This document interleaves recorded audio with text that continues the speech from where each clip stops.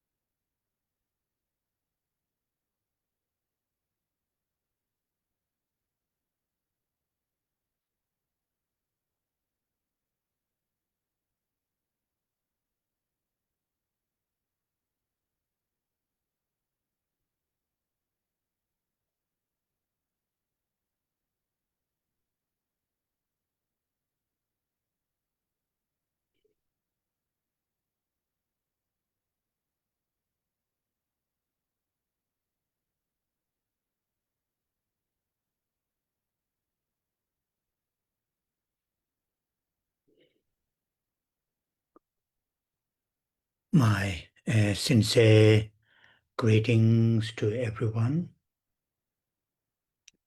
And with this greeting, we are going to start this gathering. And as always, we will start with saying the refuge and the Bodhichitta lines 3 times.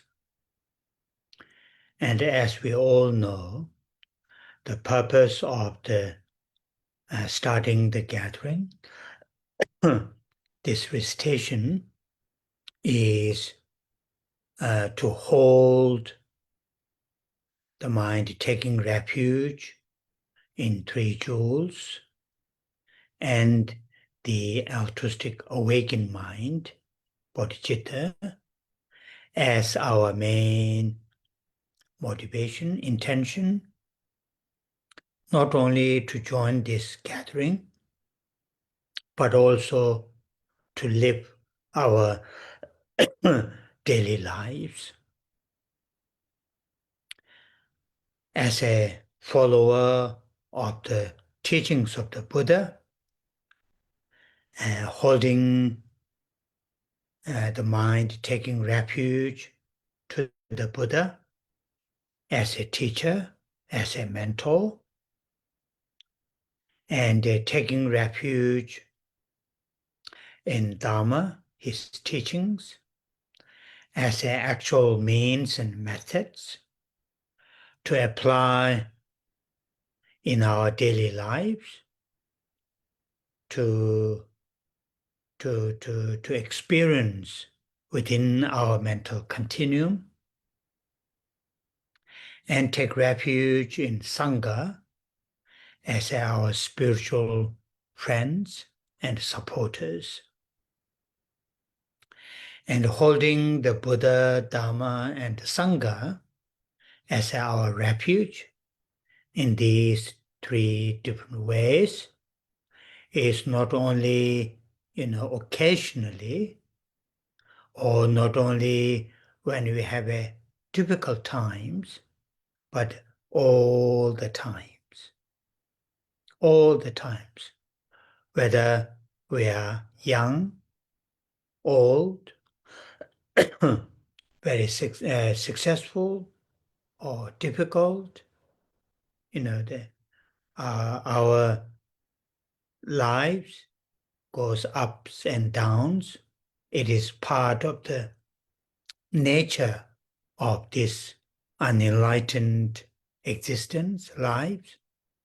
But from our heart, as a follower of the teachings of the Buddha Dharma, then holding the three jewels as our refuge from our heart very strongly and very, continuously is extremely helpful for ourselves. And also, many of us follow the Bodhisattva and the teachings, then also Vajrayana teachings, then holding the altruistic awakened mind, Bodhichitta, is a very important part of the following, practicing the Bodhisattva and the teachings, or sometimes called Mahayana teachings and Vajrayana teachings. That this altruistic awakened mind is the main factor that our,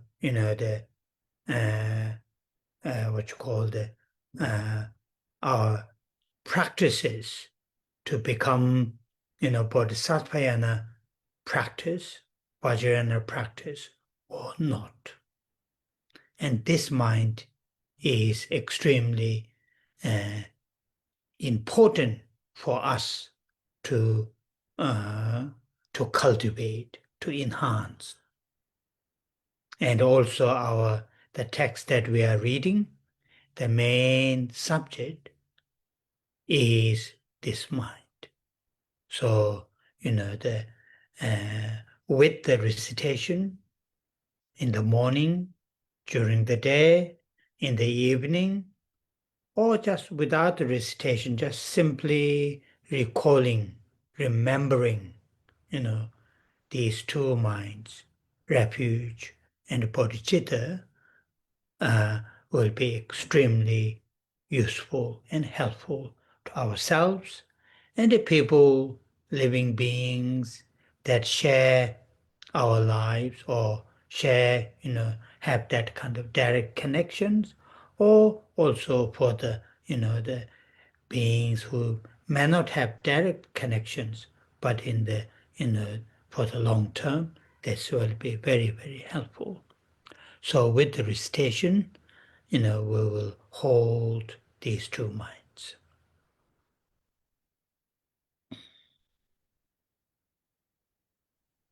Trước tiên, Thầy gửi lời chào thân ái đến tất cả quý Phật tử. Và với lời chào này, chúng ta bắt đầu buổi pháp thoại ngày hôm nay. Như thường lệ, chúng ta bắt đầu bởi trì tụng câu kệ quy y và khai triển tâm Bồ Đề. Như tất cả quý vị đều biết, là mục đích để chúng ta trì tụng là để cho chúng ta tâm hướng về nương tựa quy y nơi Tam Bảo, và tâm tỉnh thức vị tha là tâm Bồ Đề là động cơ chủ yếu, không những để cho chúng ta tham dự nghe thuyết pháp mà để cho chúng ta sống cuộc sống hàng ngày của mình, là những người noi theo giáo lý của Đức Phật. Chúng ta có tâm quy y và tâm Bồ Đề. Đức Phật như là vị thầy, như là đấng chỉ đường. Pháp là những phương pháp thật sự để chúng ta có thể sống ứng dụng trong cuộc sống hàng ngày, để chúng ta có thể trải nghiệm được ở trong dòng tâm thức. Và chúng ta quy y nơi tăng đoàn là những người bạn, những người hỗ trợ về tâm linh cho chúng ta. Và như vậy chúng ta giữ trạng thái tâm quy y nơi Đức Phật, Pháp và Tăng trong phương cách này, không chỉ thỉnh thoảng, không chỉ khi chúng ta trải qua thời gian khó khăn, mà trong suốt tất cả những thời gian. Cho dù là chúng ta là những người trẻ, già, thành công hay đang trải qua những thời gian khó khăn. Cuộc đời này thầy nói rằng là có những thăng trầm, đi lên và đi xuống. Và đây là một phần của bản chất của sự hiện hữu tồn tại mà gọi là chưa giác ngộ. Nhưng đối với chúng ta, giữ tâm quy y nơi Tam Bảo trong tim của mình một cách mãnh liệt và một cách liên tục thì sẽ giúp ích cho bản thân. Đồng thời, nhiều trong số của chúng ta noi theo Phật giáo Đại Thừa, Kim Cang Thừa, và như vậy giữ tâm tỉnh thức vị tha, tâm Bồ Đề, đó là quan trọng. Tâm tỉnh thức vị tha này là cái sự để mà cho chúng ta có thể tu tập để trở thành những hành vi, những Bồ Tát hạnh, những hạnh của mật thừa. Và tâm này rất là quan trọng để mà cho chúng ta tu dưỡng. Đồng thời, tác phẩm mà chúng ta đang được tu học thì cái chủ đề chính đó là trạng thái tâm này, trạng thái tâm Bồ Đề.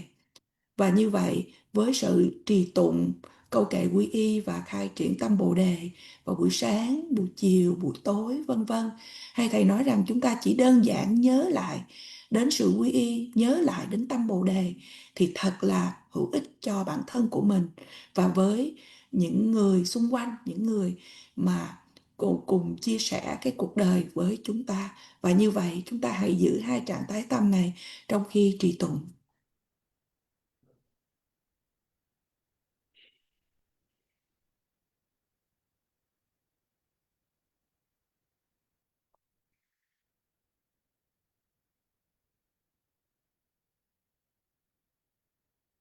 Sanje chedan tsoji chonamala Changjo parto dane kyapsu che Dagi jinso jibe tsonama ji Dola penje sanje dobara sho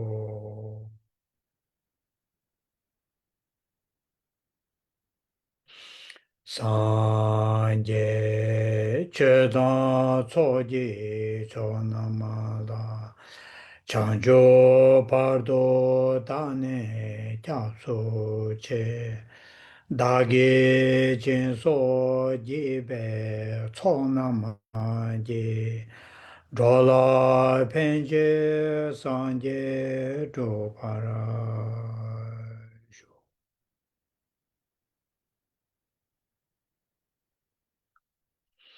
Sanje chedan tsoji chonamala Chanjo pardo dane kyapsu che Dagi jinso jibe tsonama ji Dola penje sanje dobara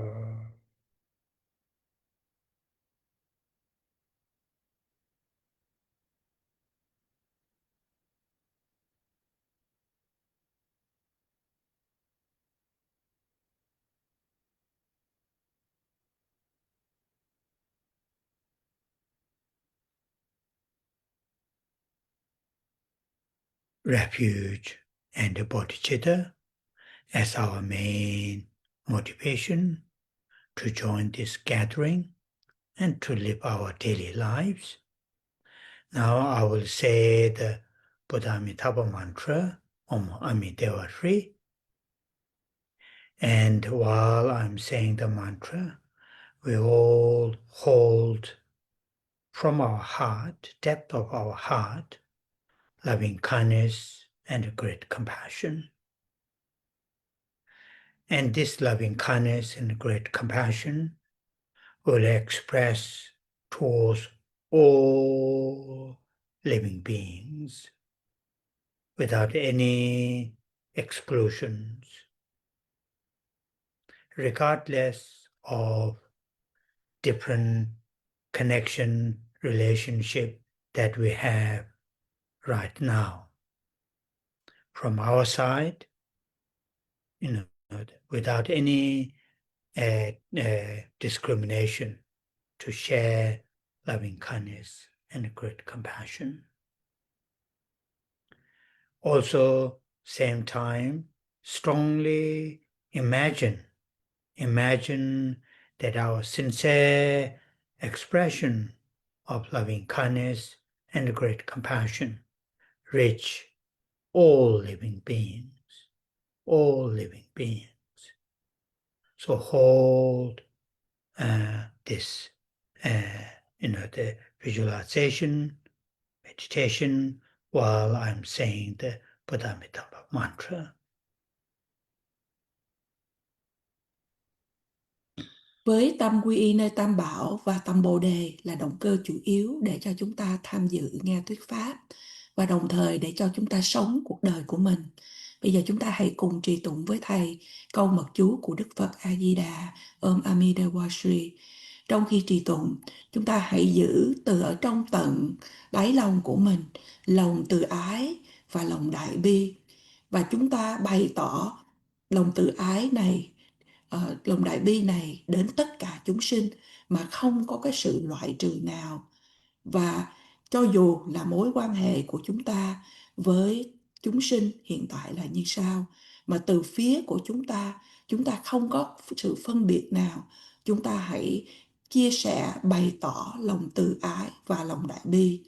Cùng một lúc, Thầy nói rằng là chúng ta hãy quán tưởng rằng là sự bày tỏ về lòng từ ái và lòng đại bi một cách chân thật này sẽ dẫn đến và giao tiếp đối với tất cả chúng sinh. Và như vậy, chúng ta hãy giữ phần quán tưởng này trong khi trì tụng.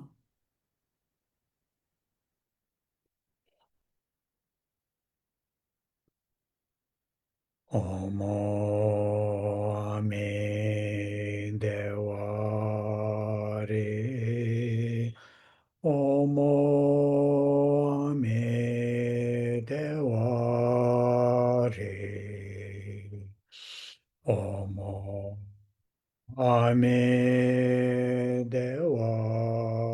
Re. Om Amitabha.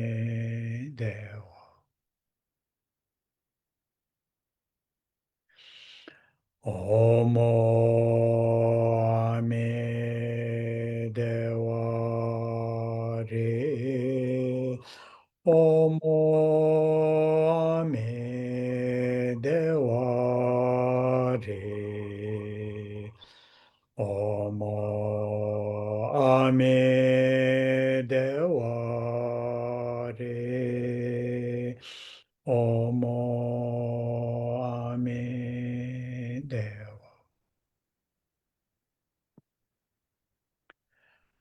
Om Amitabha Re. Om Amitabha Re. Om Amitabha Re. Om Amitabha.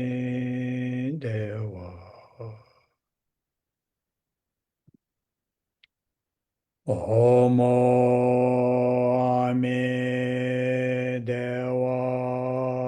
Re. Om Amitabha Re. Om Amitabha Re. Om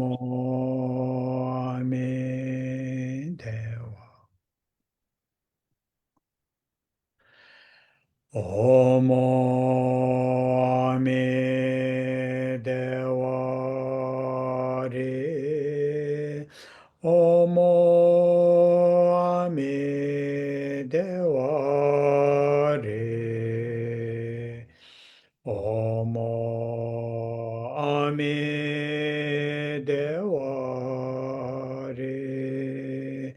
Omo Ame Dewa. Omo Ame Dewa Re. Omo Ame Dewa Re. Omo Ame Dewa Re. Omo Ame Dewa.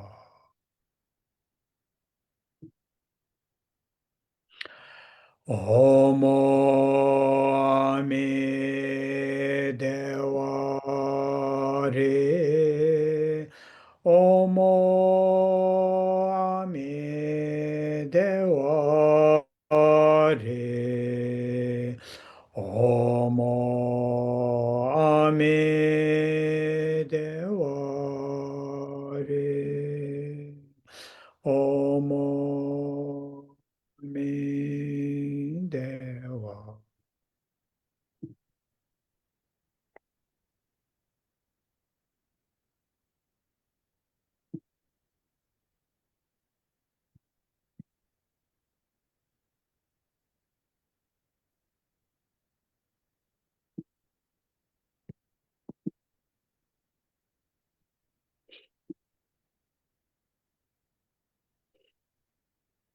So we are reading this beautiful text written by a great Indian master, Shantideva, and this text is beautiful from the point of view of the subject matters. And so far, we read first three verses. These first three verses from the first chapter are the verses which Shantideva, when he taught this text or when he wrote this text, to follow those great masters' tradition, paying homage, having being very humble, expressing humbleness. Also, what he's going to write is, to what you call based on reliable sources, and also, to hopeful to benefit, this text to the others. So some of those, these first three verses are, dealing with these few points which are, what you call repeat again here. Point reason is, as I've said, the main, from our side, reading this beautiful text is not just intellectually gain some, understandings, but more, of course, intellectual understanding is important, but it is equally, if not more, equally important to put into practice. So in these first three verses, Shantideva follows those great traditions, before writing the text, paying homage to the three jewels, and so forth. For us, we are not writing a text right here and now, or, what we should, practice, what we should follow the footstep of the Shantideva is always, as a Buddhist, always, have the three jewels in our forefront in our heart, in our mind, and also, live our lives with the, deep sense of contentment, deep sense of contentment. Of course, we need food, shelter, medicine, friendship, all those things. But also it is important to have a contentment, and here the meaning of humbleness. And also, our the spiritual path that we are following, the teachings that we received and have received, and practices that we follow and with these reliable sources, reliable teachings, like the Buddha, his own, uh, teachings, and some of those great Indian masters and other nationality masters who have deep experiences, on these matters, rely on these sources, then following, one's own path. So some of these are something that we should, put into practice in our daily lives. So this is the, first three verses, just to remind us again.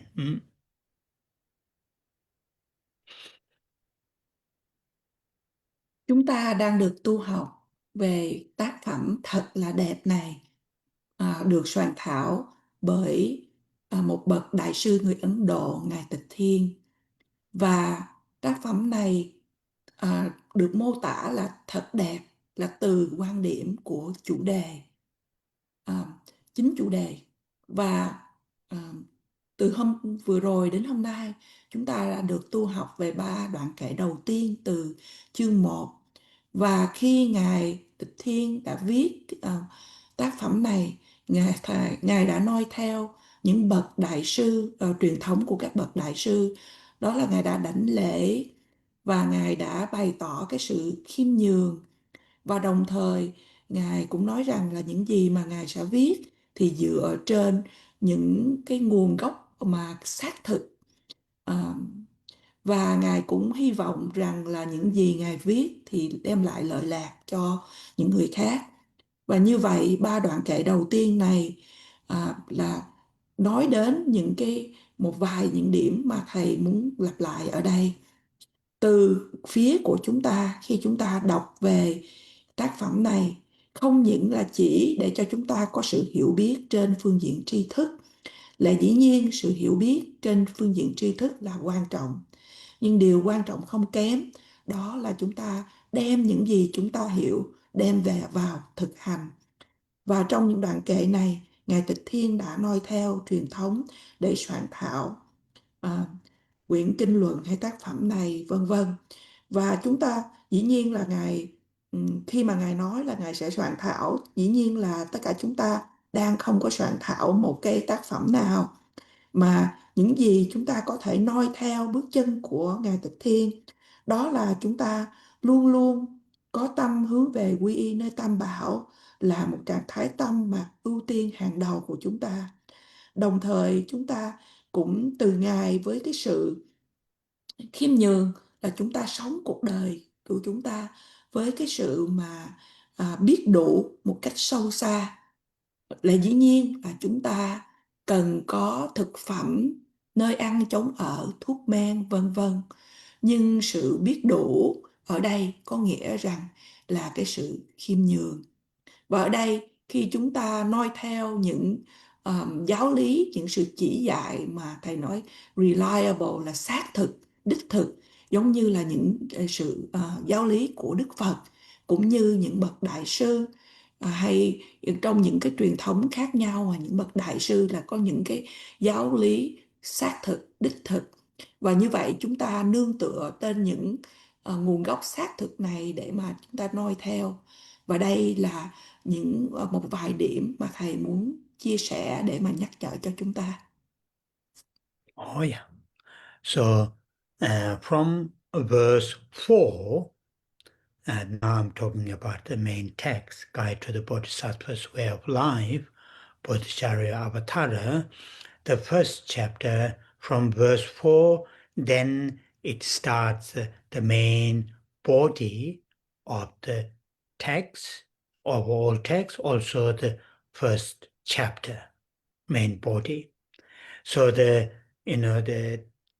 before I read the verse 4, I think it is good to have a relatively thorough the discussion or me to explain the main subject, the main topic of this text, that is Bodhichitta.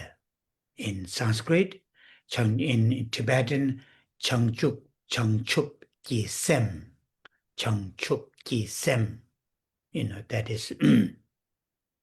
And in English, there are many translations, and usually I use this saying, the altruistic awakened mind, the altruistic awakened mind. There are other translations. So that is the main topic. There are 10 chapters. 10 chapters deals, each chapter deals with the different topics. But overall, the subject is the altruistic awakened mind. So, it is good to, and many of you know this, have received many teachings from many great teachers and have read, and I'm sure, do meditations. And every day, particularly people who have some form of commitment recitations always start with the refuge and bodhicitta. So you may verbally say it, mentally, meditate on that. But, I thought it's good to have this subject, main subject, some explanation here. Then we will continue from the verse 4.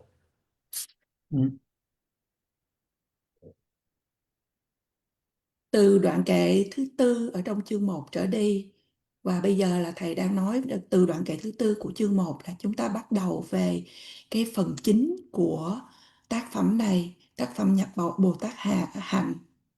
Và trước khi mà thầy giải thích cho chúng ta hay đọc cho chúng ta đoạn kệ thứ tư, thì thầy nghĩ rằng là một điều tốt nếu mà thầy có thể có một cái sự thảo luận, hay ở đây đang nói rằng là để thầy giải thích về chủ đề chính của tác phẩm này, đó là Bồ Đề Tâm, mà tiếng Phạn gọi là Bodhichitta và tiếng Tây Tạng gọi là Changchup Ki Sem.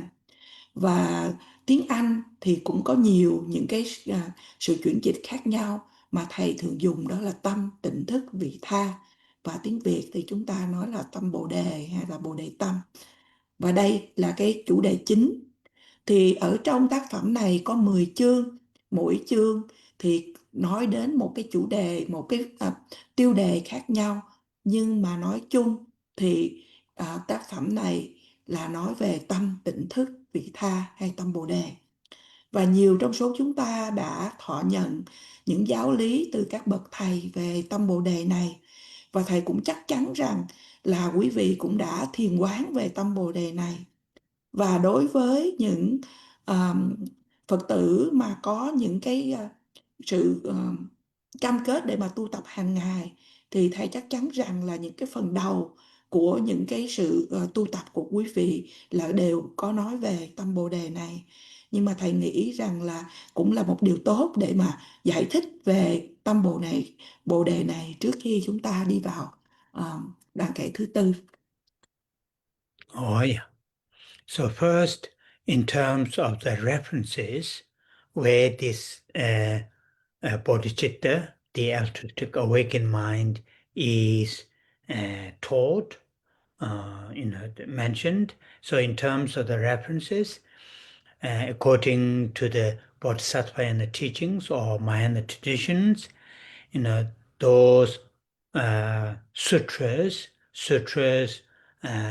with perfection of wisdom sutra, Panchaparamita Sutra, perfection of wisdom sutras are the main, in terms of the sutras, those are the main sources of this subject, bodhicitta, and with the bodhicitta, such as the 6 perfections, generosity to the wisdom.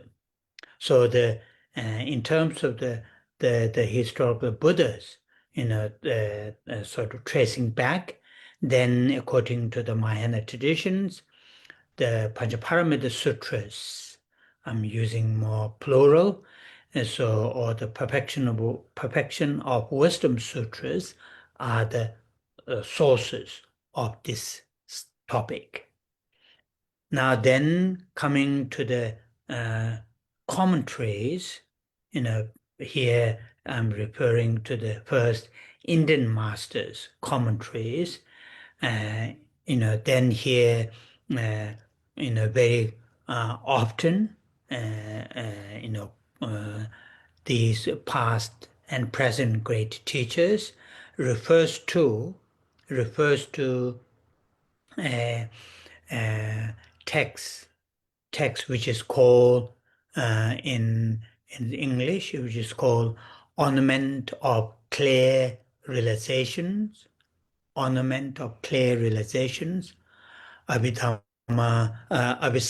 Alamkara in Sanskrit, which is attributed to the Maitreya, So I will not say all other things, just focus on our subject. So in terms of the sources, after the Buddha, then the Indian masters, then this text, ornament of clear realization, is one of the main texts, past and present great teachers, what you call the trace or the source, the references, this text. And in this text, ornament of clear realizations, there are 8 chapters. All these chapters are dealing with cultivation of bodhicitta as the main pillar. Then along that, many other practices are mentioned in these 8 chapters. So today our main source will be from this text.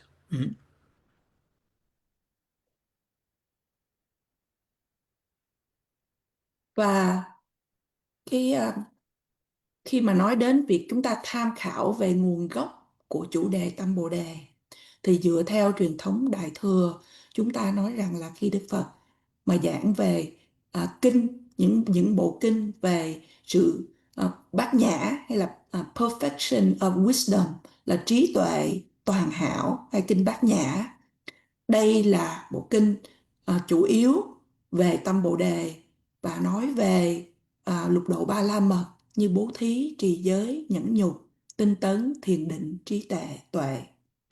Và sau đó thì đến phần những luận giải, có nghĩa là sau khi mà Đức Phật đã giảng về bài kinh này, thì những bậc đại sư người Ấn Độ, thông thường những bậc đại sư trong quá khứ và cũng như trong hiện tại, đã nói đến là một bộ kinh luận mà để nói về chủ đề Tâm Bồ Đề này.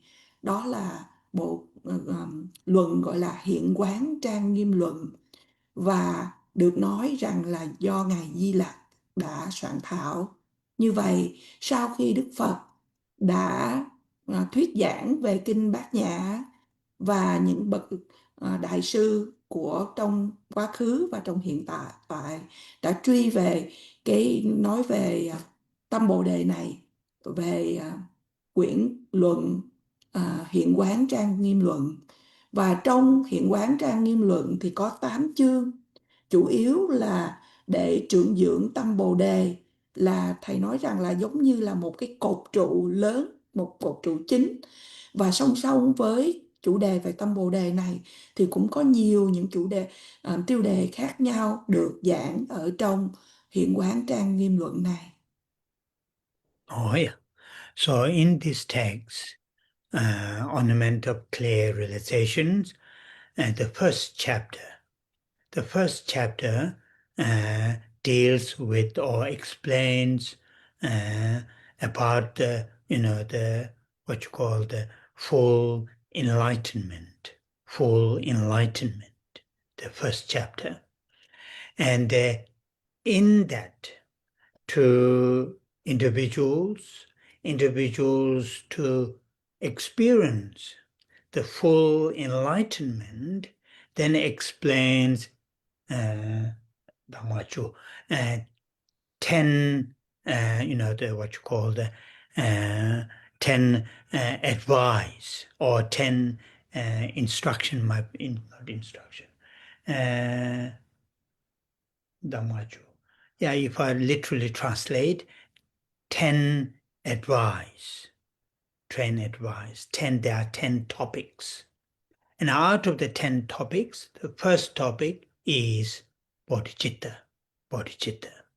So that is in this, Ornament of Clear Realization, the first chapter. After all the background explanation of the background of the entire text, when that is finished, then when the first chapter, I'm talking about Ornament of Clear Realization, it starts with the Bodhichitta. In fact, it starts from the verse 18. The Ornament of Clear Realization. From verse 1 to 17 is more explanation of the background, and this verse 18 start with the Bodhichitta. Out of the 10 instruction or 10 advice, the first advice is Bodhichitta. Bodhichitta as advice in the sense cultivation of Bodhichitta. Now here in the what you call the verse 18, then first I will say in Tibetan, first 2 lines are important.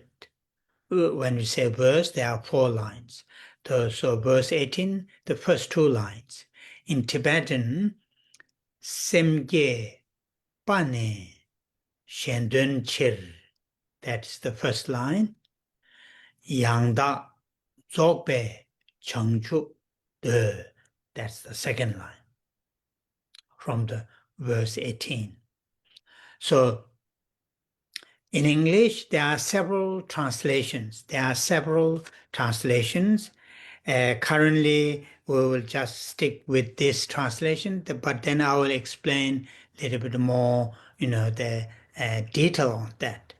The translation that I'm reading is this: the mind generation is a wish for thoroughly complete enlightenment for the sake of others. So those are the translation of these 2 Tibetan lines.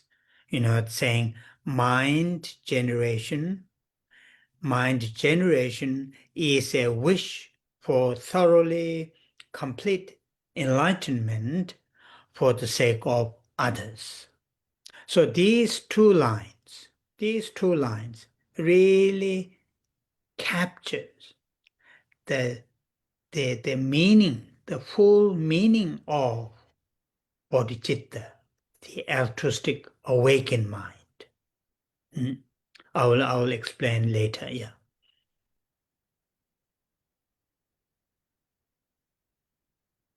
Ở trong bài luận, kinh luận này, đó là Hiện quán trang nghiêm luận. Chương đầu tiên đã giải thích về cái sự toàn giác hay sự giác ngộ viên mãn. Và ở trong đó thì thầy nói những bậc mà đã trải nghiệm qua, đạt được đến sự giác ngộ viên mãn, kế đến đã giải thích về 10 lời khuyên hay 10 lời chỉ giáo. Và ở đây nói đến 10 lời khuyên, nhưng mà đó giống như là 10 chủ đề. Và trong 10 chủ đề đó, chủ đề đầu tiên là nói về tâm Bồ Đề. Và như vậy, trong chương 1 của Hiện quán trang nghiêm luận này, sau khi mà đã giải thích những cái bối cảnh của cái bài kinh luận này, cái đó ở chương 1 bắt đầu bởi từ đoạn kệ 18 thì nói về tâm Bồ Đề. Từ đoạn kệ thứ nhất đến đoạn kệ 17 thì giải thích về những bối cảnh. Và như vậy đoạn kệ 18 bắt đầu nói về tâm Bồ Đề. Và trong đoạn kệ 18 này thì dĩ nhiên theo văn hóa của Tây Tạng thì đoạn kệ thì có 4 dòng, nhưng mà thầy sẽ trích cho chúng ta 2 dòng của đoạn kệ 18 này. Và tiếng Tây Tạng là Semkhe Pani Shentunchir Yantak Zopi Chanchup Đưa. Thì ở trong tiếng Anh hay chúng con tạm dịch ban qua tiếng Việt, đó là cái khởi tâm, hay đây khởi tâm mà nói là ngắn là khởi tâm Bồ Đề đó, là nguyện ước để đạt được đến sự giác ngộ viên mãn vì lợi ích của chúng sinh hay vì lợi ích của người khác. Và như vậy 2 dòng này thầy nói rằng đã nắm bắt được toàn bộ trọn vẹn những ý nghĩa của tâm Bồ Đề, đó là tâm tỉnh thức vị tha. Oh, yeah. So there are other sources, about the Bodhichitta, the altruistic awakened mind, but from this text, the ornament of clear realization, which is attributed to the Maitreya, is very well sort of,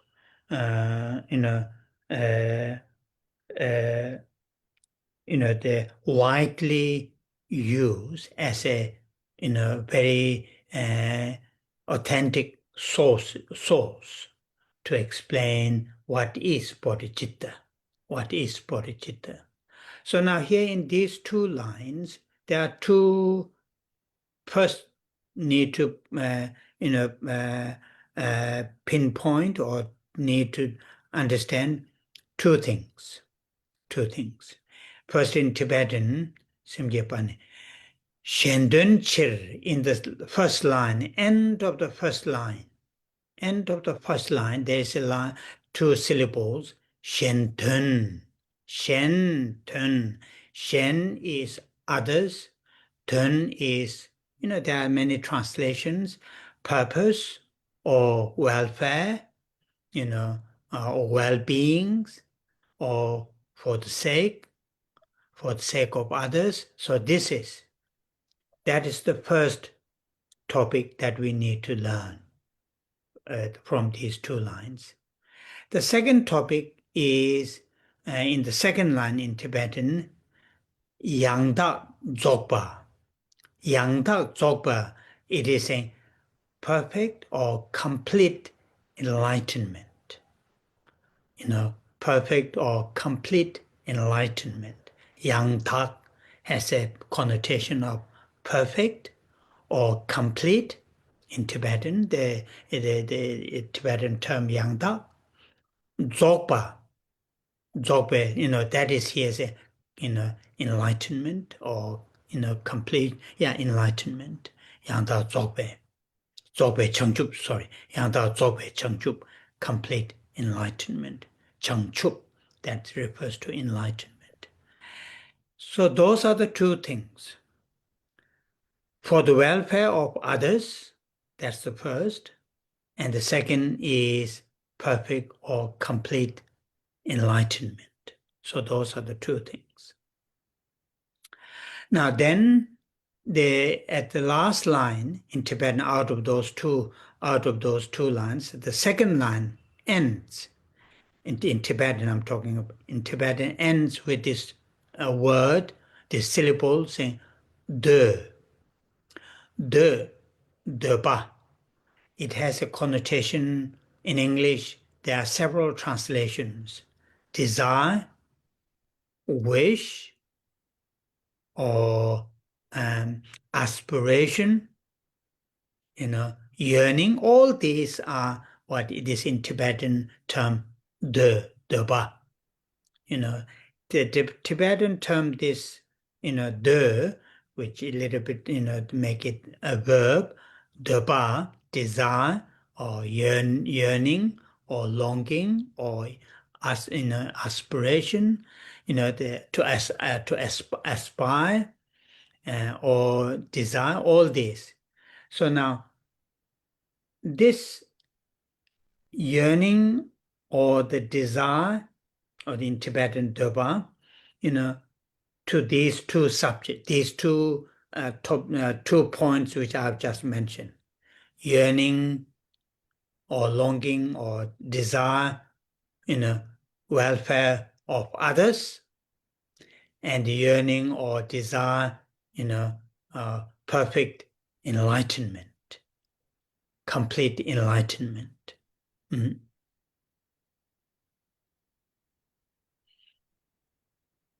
Có những nguồn gốc khác nhau để mà truy về nói về tâm Bồ Đề hay tâm tỉnh thức vị tha.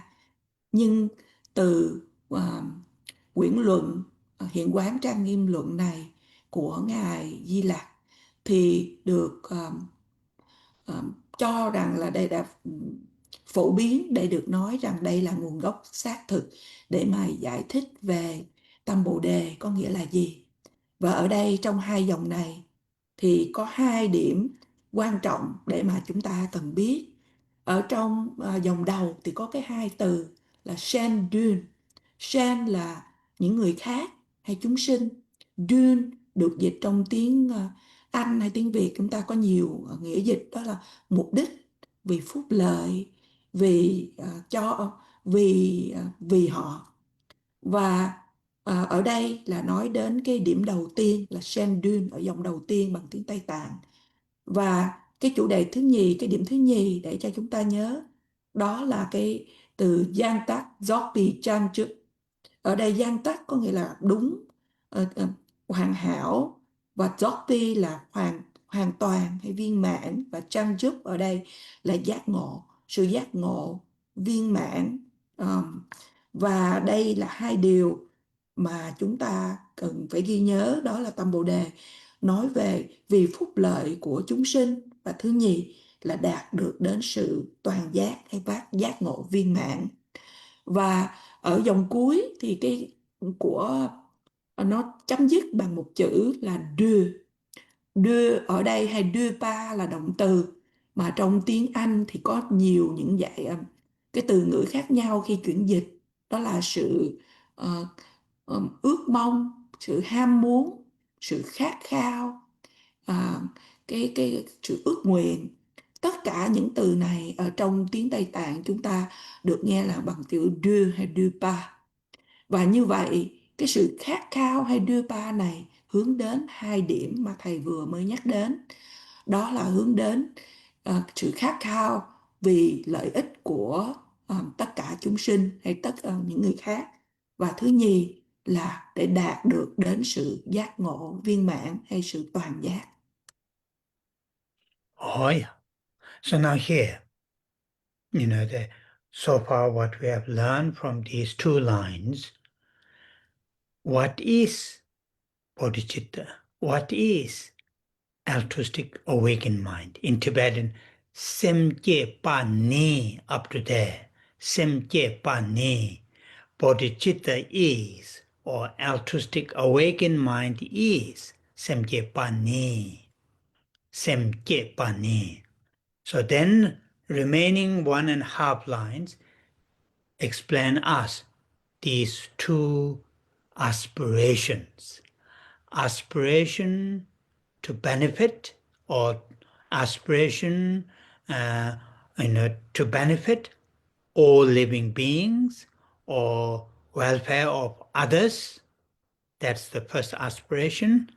And second aspiration is aspiration to to attain or to experience perfect enlightenment.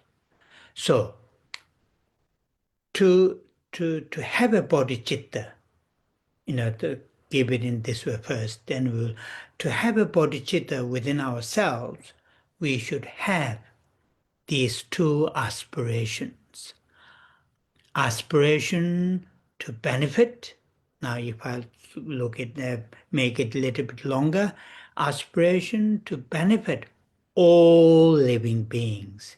I mean, here in the line, it didn't say all, it says other, welfare of others. Shen, in Tibetan, Shen, that simply means others, not explaining all living beings. Now, if we make it a little bit, elaborate, that others, that here others refers to all living beings, welfare of all living beings.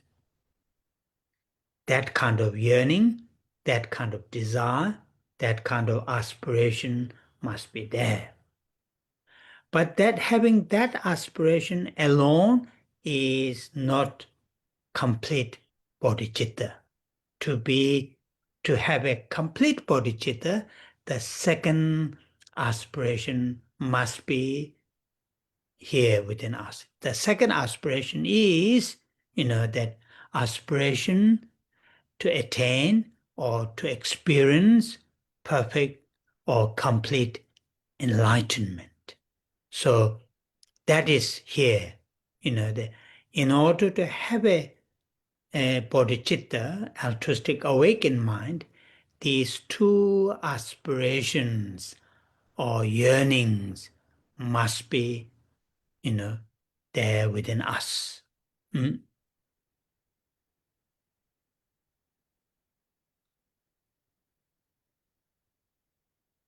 Như vậy ở đây, những gì chúng ta vừa mới được học đó từ hai dòng kệ này là nói đến là Bồ Đề Tâm là gì.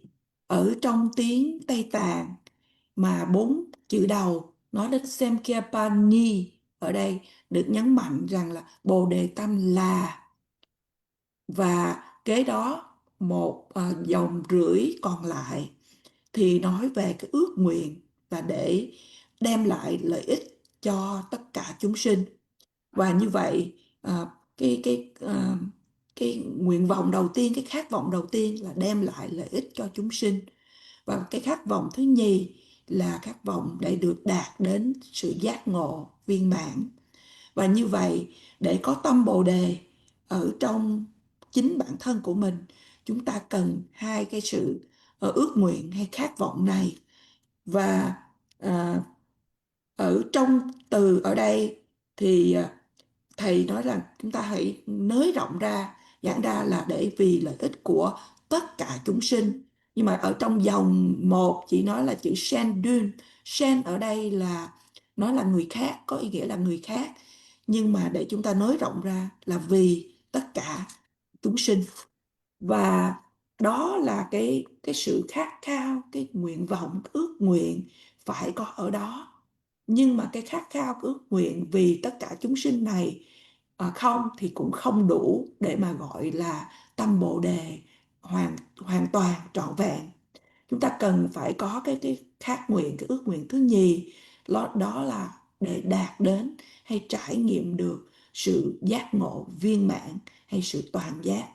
Và như vậy ở đây, để có được tâm Bồ Đề, chúng ta cần hai cái sự khát khao, cái ước nguyện này ở trong chính mình. Now, I'll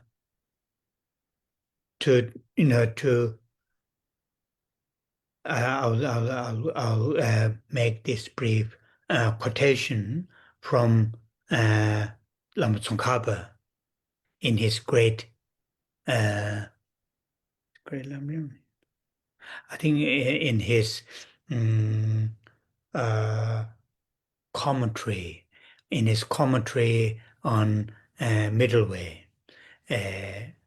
Middle Way, I think. So he clearly stated, out of these two aspirations, aspirations for the well-beings of all living beings, that is the main factor. Aspiration to attain or to experience the full enlightenment is, if I use this very technical term, it is saying cooperative cause. Main cause, like for example, if we grow some vegetables or flowers, whatever, the seed is the main cause. The sunlight, water, fertilizer, these are the cooperative causes. The seed to grow in its full capacity, all these other, secondary factors make that. Similar to that, Lama Tsongkhapa says, out of these two aspirations, both aspirations are necessary to have in order to experience the bodhicitta. Out of these two aspirations, the aspiration to work or aspiration to benefit all living beings is the main cause, and aspiration to experience the full enlightenment is the cooperative cause. So now, here we must have a very clear, the bodhicitta, altruistic awakened mind to have within ourselves, that we need these two aspirations within our mental continuum. Out of these two aspirations, the main cause is the aspiration to benefit all living beings. And that aspiration to fully reach in its full capacity, then aspiration to attain enlightenment is the cooperative. So that is really something useful to have that kind of very clear, to enhance or to cultivate bodhicitta. I need to nurture, I need to enhance these two aspirations. Within these two aspirations, the main aspiration is aspiration or yearning to benefit all living beings. And this yearning, this aspiration to reach its full capacity, then I need aspiration to attain full enlightenment. So, if we get this clearly, then which comes, to attaining enlightenment come first, for come in the sense is our main, goal, if we use that, or aspiration to, to work for others, work for all living beings come first. Then we will see, we will understand. Many of us, I'm talking about myself, attaining full enlightenment is more important. The aspiration, working for the sake of all living beings comes in the secondary, but that is completely opposite when we read these important texts.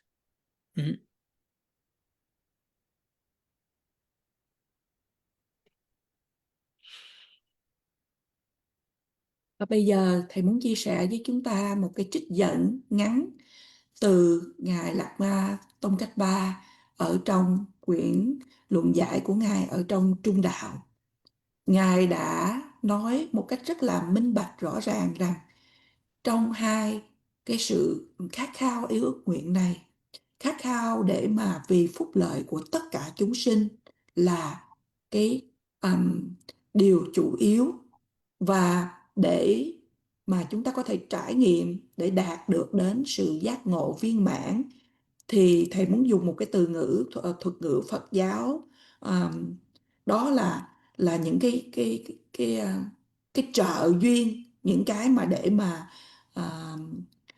trợ duyên, những cái không phải là chính yếu mà những cái để mà hỗ trợ mà thôi.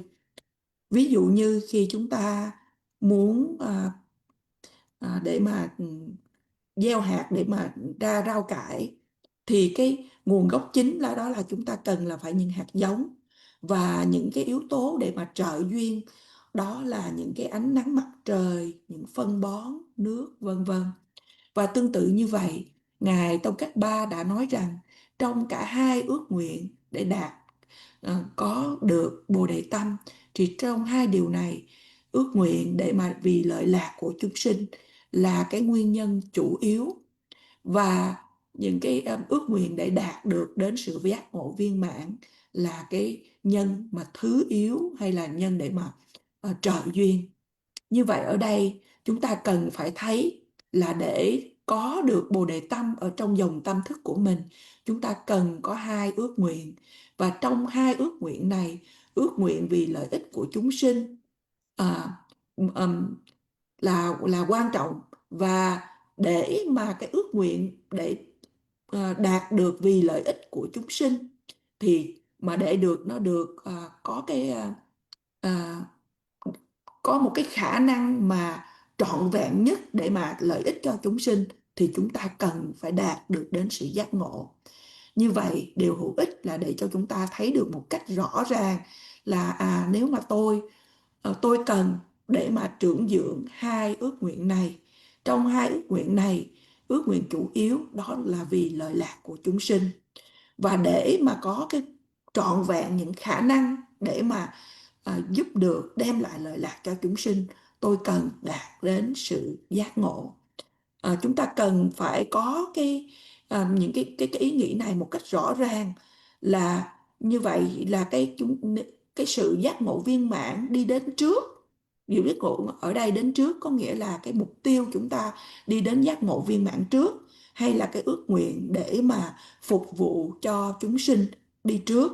Thì ở đây là điều chúng ta cần phải hiểu. Đối với nhiều trong số chúng ta, thầy nói rằng là thầy nói nhiều trong số chúng ta, nhưng mà thầy nói với thầy, khi mà chúng ta nghĩ đến những điều này, chúng ta nghĩ là chúng ta muốn đạt được đến giác ngộ trước, và kế đó thì chúng ta mới nghĩ đến là để làm phúc, đem lại lợi lạc cho chúng sinh. Nhưng mà nếu chúng ta đọc kỹ của những bậc thầy đã giảng dạy, thì cái ý nghĩa ở đây hoàn toàn ngược lại. Oh yeah. So now, in terms of the training to cultivate bodhicitta, in terms of the training to cultivate bodhicitta, then it comes first, training to have, the yearning to serve all living beings. That is the priority. When that yearning is, enhanced, cultivated through the training, then the second yearning to experience perfect enlightenment comes relatively, what you call the easily, easily. Difficulty is, for us, is to cultivate this first, yearning. Very strong, deep, long-lasting yearning to benefit or to work for the sake of all living beings. That will take for long period of time to enhance. So in that case, then as we all know, there are, in India, there are two major traditions or techniques are taught, put into practice, which we have briefly touched before at the beginning of this reading this text. The first technique is the 7-point cause and effect. There are 7 steps, and first there are slightly different ways to count that, but I will keep it in a simple. First 6 are the causes, and the last was the result, and it is called 7-point cause and effect. That is, and that technique is what you call the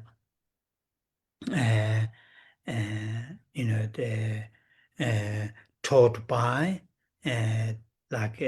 such as the great Indian master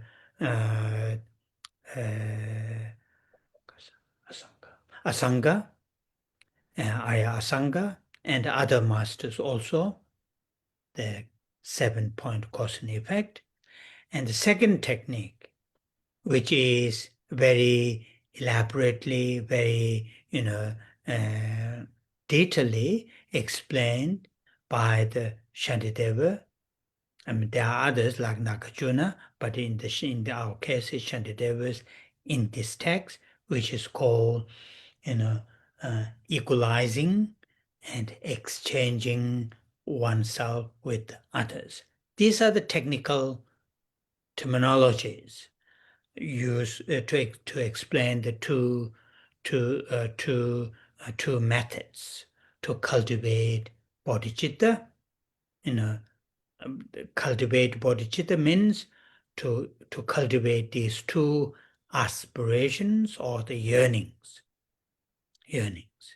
So the text that we are reading is one of the main texts to explain the second methods, techniques, which is called equalizing and exchanging oneself with others. These two techniques or methods, both were taught to Tibetan masters by Atisha, which we discussed in the first or second Saturday on this reading this text. So, in other words, in Tibetan traditions,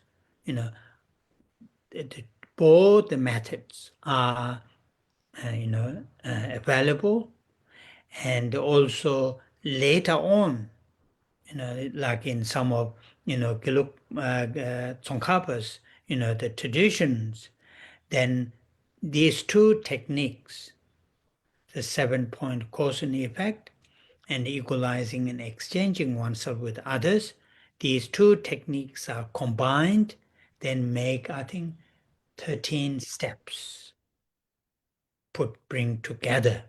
So these are the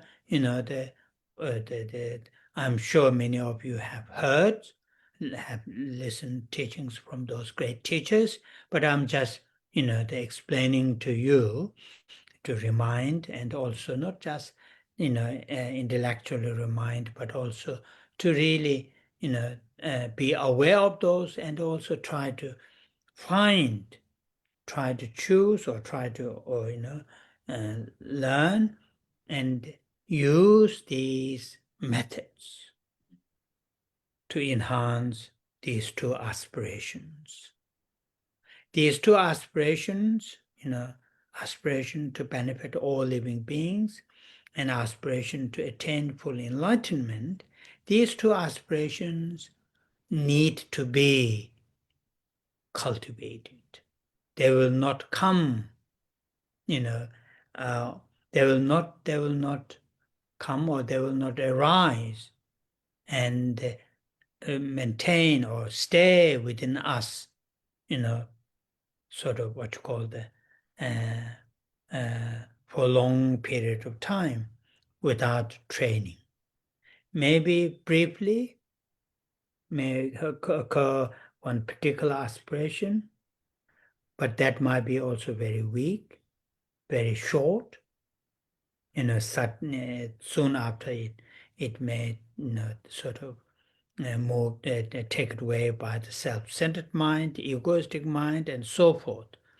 But to long-lasting, to have a unmovable, to have these two aspirations, then we need to rely on these techniques and continuously apply the techniques stage by stage. And that is here, this text, is very, very helpful, useful for us to learn the techniques. And the actual technique, equalizing and exchanging oneself with others technique is in the chapter 8th chapter, I think verse 89, starting from there.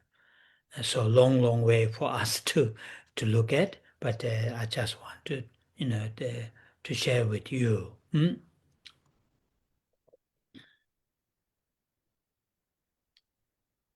Khi nói về sự luyện tâm để mà trưởng dưỡng tâm Bồ Đề, kế đến đầu tiên là chúng ta phải luyện để mà có cái ước nguyện, cái khát nguyện để mà phục vụ tất cả chúng sinh. Đây là cái điều ưu tiên, và để mà khát khao được đem lợi ích cho chúng sinh.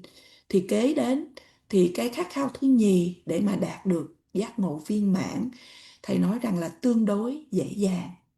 Đối với chúng ta, sự khó khăn là để trưởng dưỡng được cái khát nguyện đầu tiên. Cái khát nguyện đầu tiên này, để mà có được cái khát nguyện mà thật là dài lâu, thật là sâu xa, để mà phục vụ hay để đem lại lợi ích cho tất cả chúng sinh, thì chúng ta cần phải tu tập trưởng dưỡng, thầy nói rằng một thời gian rất là dài lâu.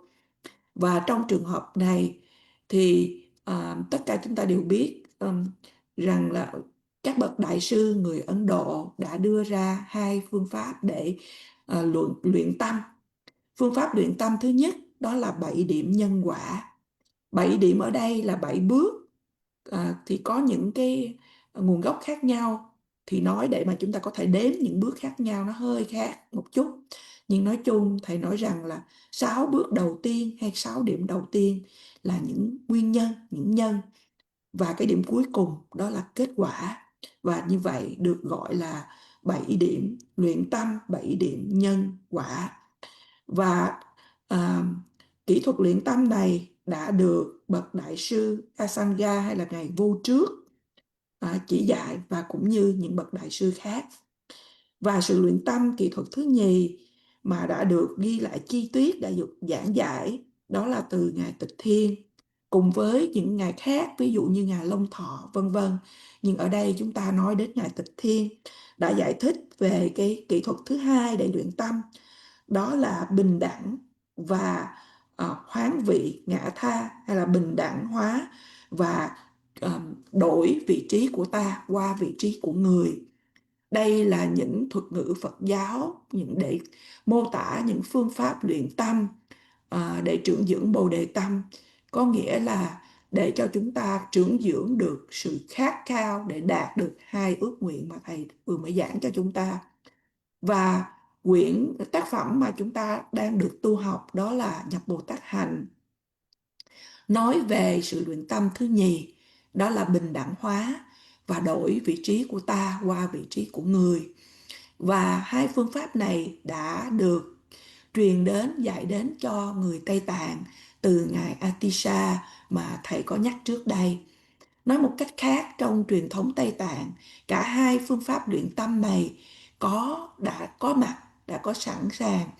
Và sau đó ngài Tông Cách Ba là theo truyền thống của phái Hoàng Mạo thì có kết hợp hai pháp luyện tâm này vào một, và thầy nghĩ rằng là đem đến là trở thành là 13 bước, 13 bước để luyện tâm. Và thầy chắc chắn rằng là quý vị đã nghe những điều này từ những bậc thầy khác, nhưng mà thầy cũng muốn giảng dạy cho quý vị ở đây để nhắc nhở cho mình, và chúng ta để cố gắng để chọn hay để tu học từ những phương pháp này để làm tăng trưởng hai ước nguyện. Và hai ước nguyện này, ước nguyện để đem lại lợi lạc cho chúng sinh và ước nguyện để mà đạt được giác ngộ viên mãn, thì hai ước nguyện này thầy nói rằng là cần phải được trưởng dưỡng. Hai ước nguyện này sẽ không khởi lên và duy trì ở trong chúng ta một thời gian dài lâu, mà nếu mà chúng ta không có cái sự luyện tâm nào. Thầy nói rằng nó có thể khởi lên nhưng mà rất là ngắn, và sau đó nó bị những cái tâm ái ngã, tâm tự ngã, tâm ái trọng bản thân của chúng ta lấy đi cái hai ước nguyện này. Và nhưng mà hai ước nguyện này, để mà hai ước nguyện này trở thành điều mà thầy gọi là không thể nào lay chuyển, thì chúng ta cần phải nương tựa vào hai sự luyện tâm này và ứng dụng mỗi từng bước một.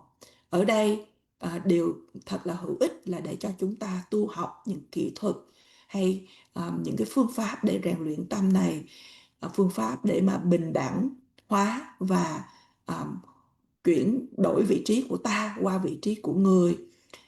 Ở trong nhập Bồ Tát hạnh được bắt đầu bằng chương thứ 8, và như vậy chúng ta vừa mới có chương 1, thành ra chúng ta còn một thời gian rất là lâu đến chương 8, nhưng mà thầy muốn chia sẻ với chúng ta ở đây. Oh yeah. So try to remember based on these two lines by the from the ornament of clear realization, what is the altruistic awakened mind. And the altruistic awakened mind is a mind which has these two aspirations. So for us to say, I have bodhicitta, we must have these two aspirations. That is, and these two aspirations for many of us need to be cultivated, need to be nurtured. And the cultivation or nurturing is done through these techniques, methods taught by these great masters. So thinking about that is my what you call the path. My sort of course we have many other activities, many other responsibilities, but many of our current activities and responsibilities are just for this lifetime, very short goal, not very much long term, but long term, our goal, our sort of journey is cultivation of this precious mind, Bodhichitta. And that precious mind has those two aspirations. So this is something useful, to try to think about, bring into our mind, then according to the Tibetan traditions, at least it will lay down some imprints, pacha, for the future. That is Tibetan tradition. The Tibetans are always thinking for the future and the imprints. As far as I know, the Westerners are immediate right now, right here and now, to make it happen. So combination of these two are quite good. Anyway, so do that and try to remember that the main subject of this text that we are reading is cultivation of these two aspirations. So after the translation, we'll say the 21 Thara prayers, dedication, and long life prayer. Như vậy, chúng ta hãy ghi nhớ dựa trên à, hai cái phương pháp này để ở trong Hiện quán trang nghiêm luận là nói đến cho chúng ta là tâm tỉnh thức vị tha là gì. Tâm tỉnh thức vị tha này thì có hai ước nguyện như thầy vừa mới giảng. Đối với chúng ta, để mà chúng ta nói rằng là tôi có Bồ Đề Tâm, thì là chúng ta cần phải có hai ước nguyện này. Đối với chúng ta, để mà có Bồ Đề Tâm, để mà có hai ước nguyện này, thì chúng ta cần phải dưỡng, tu tập. Và hai cái sự tu tập ở đây, đây là những cái hai sự luyện tâm, phương pháp luyện tâm hay hai kỹ thuật đã được dạy bởi những bậc đại sư này. Và lại dĩ nhiên là ở trong đời sống chúng ta có nhiều sinh hoạt và có nhiều những trách nhiệm, nhưng thầy nói rằng hầu như những sinh hoạt và những trách nhiệm mà chúng ta có trong đời sống hiện tại này là chỉ nhằm mục đích cho cái đời này mà thôi, một cách rất là ngắn hạn, để chúng ta có thể hướng đến cái mục tiêu dài lâu, để cho cuộc hành trình về tâm linh của mình, chúng ta cần phải trưởng dưỡng tâm quý giá, đó là tâm Bồ Đề. Và như vậy, chúng ta hãy cố gắng để nghĩ về những điều này, để đem đến trong tâm mình. Mà theo truyền thống Tây Tạng thì người Tây Tạng thường thường chỉ nói là để người ta chỉ hướng đến, ít ra là để ở trong, để nó có thể mang dấu in ở trong dòng tâm thức, hay tiếng Tây Tạng gọi là pacha, để dấu in trong dòng tâm thức mà thôi. Thì người Tây Tạng thầy nói rằng là thường là họ chỉ nghĩ đến là cho sau này, và như vậy chỉ để dấu in ở trong dòng tâm thức. Đối với những người Tây phương thì theo phong tục tập quán, thầy biết rằng là chúng ta lại nói là tôi muốn có những cái điều ngay bây giờ, ở đây và ngay bây giờ. Và thầy nói rằng nếu chúng ta có thể kết hợp giữa hai cái thói quen hay hai cái phong tục này lại với nhau thì nó tốt hơn. Và như vậy cái đề tài chủ yếu mà chúng ta đang tu học ở đây là tu dưỡng tâm Bồ Đề hay tâm tỉnh thức vị tha. Và bây giờ chúng ta kết thúc buổi pháp thoại ngày hôm nay. Và bây giờ là cầu nguyện tán thán đến 21 vị độ mẫu, cũng như cầu nguyện hồi hướng và hồi hướng trường thọ đến Đức Đạt Lai Lạt Ma.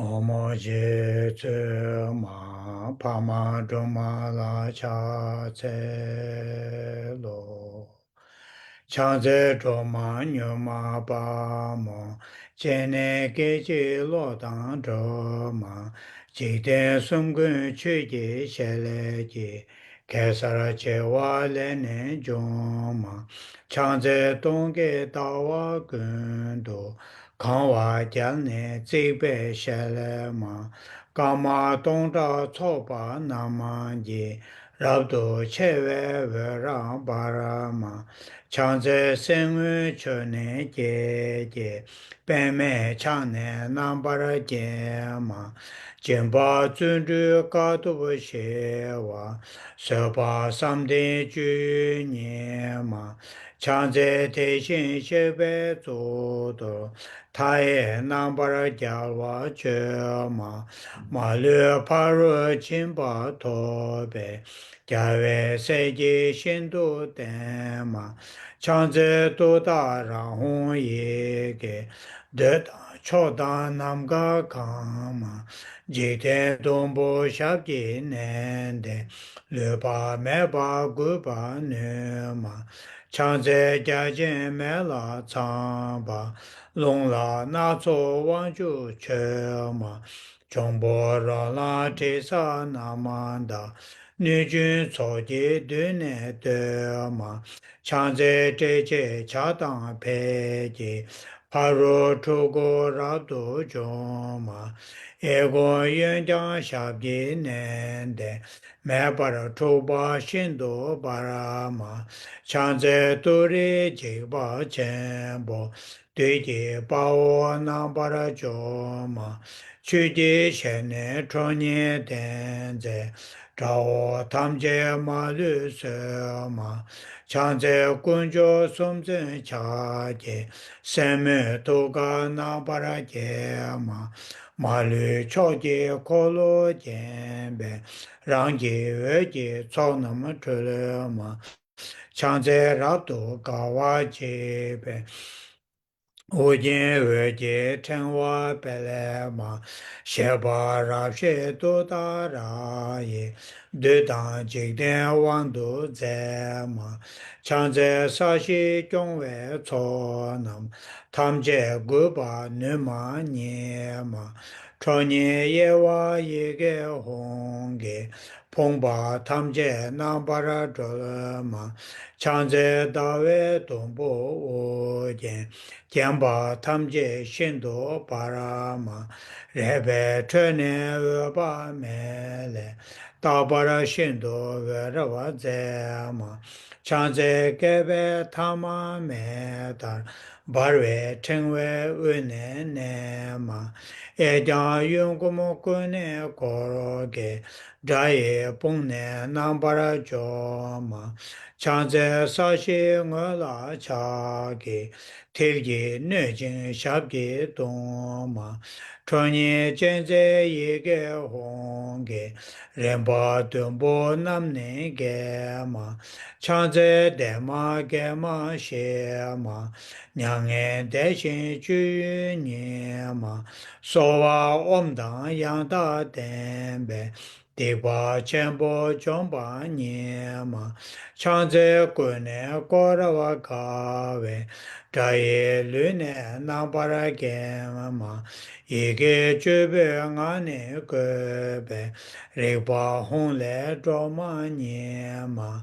Chanze turi shamne dabe, Honge nambe sabe nyema, Rira mendara dan beje, Jigden sumna yowa nyema, Chanze lai tsoye nambe, Rita dajin chana nama, Dara niju peje yege, Dungna malu palne selema, Chanze lai tsonam gelebo, Lada miyam ji dema, Gune goja gawa jeje, Zeda melama ngenba selema, Chanze nima tawa jebe, Jini bola verava selema, Hara niju dudara ye, Shindo chakbu rimne selema, Chanze tini sumnam gobe, Shive tudang yanda dema, Dundang rolan nijun tsonam, Jomba duri rapcho nyema, Zawe nga ji deba dedang, Chanze wane ni shu za.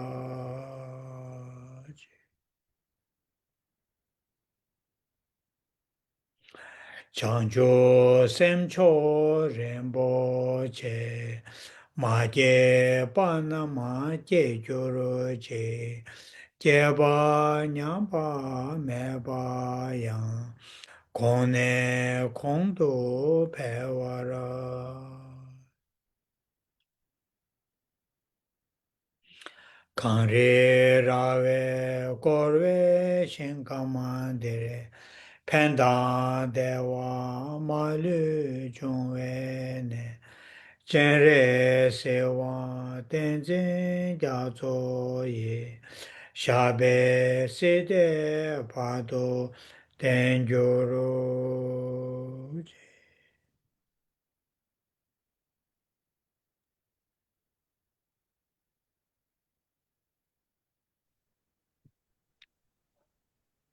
Oh yeah. Thank you. Thank you very much, Rinpoche. Thank you very much. Thank Tutitse you, Rinpoche. Lisa. Thank you, Rinpoche. Thank you, Thank you, Rinpoche. Lisa. Thank you, Lisa. Thank you, Thank you, Rinpoche. Thank you. Bye-bye. Thank you, Rinpoche. Good night. Good Thanks. night. Good night. Good night. Good Good night. night, Rinpoche.